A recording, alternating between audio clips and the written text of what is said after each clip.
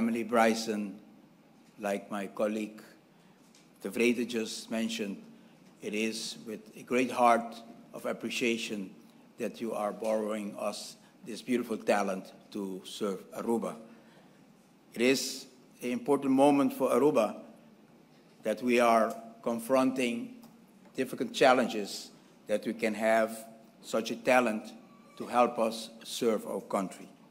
Aruba, mescos com hopi outro país no mundo, está confrontando situações caminda com governação, está pone uma distância entre necessidade básica de nossas comunidades, entre o ouvido que estão tem mais dificuldade de encorrer, e no momento na assina, que está contemplar arriba aqui que tem cambio que por word introduzir, não unicamente na Aruba, pero em tour país na ocidental, você mira que a governação está vira mais instrumental, mais burocrático e mais alejado da realidade da comunidade.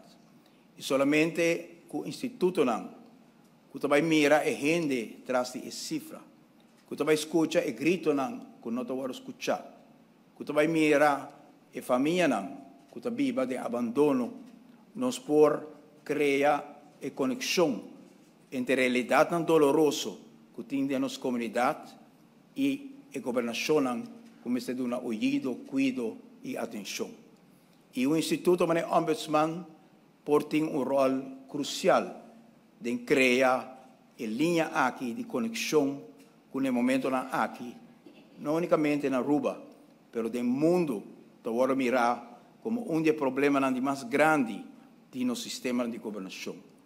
No sistema de governação ocidental, atrasa-nos hope e prosperidade rond o mundo. Mas não se chega a ponto que ainda compartilhar prosperidade abrirá reto grande. Caminha percorrer para prosperidade e cifra grande, maneira GDP, traduzir isso mês em realidade de nossa comunidade, seca nossa família, para nós ter boa ensinança, para nós ter bom cuidado, para nós ter bairro seguro, para nós ter oportunidade para crescer. Tudo isso aqui está reto grande que o mundo ocidental e na Aruba nós miramos em cada casa que nos visitar, em cada bairro que nos visitar, nós miramos a desconexão aqui, está pedindo atenção urgente. E, Chorima, é uma responsabilidade grande que uma pessoa vai carregar para ajudar a criar a trobe e vínculo aqui. Nós vamos eleger um parlamento novo, que tem esperança também, por o qual por vir uma governação nova, que junto com o ombudsman novo, lo por criar a trobe e linha de conexão, e linha invisível de amistade, de solidariedade, de convivência, que dá legitimidade na governação. Algo essencialmente necessário, e um ombudsman can make the difference. So, our trust in you, and we'll walk by you, with you, to make this possible.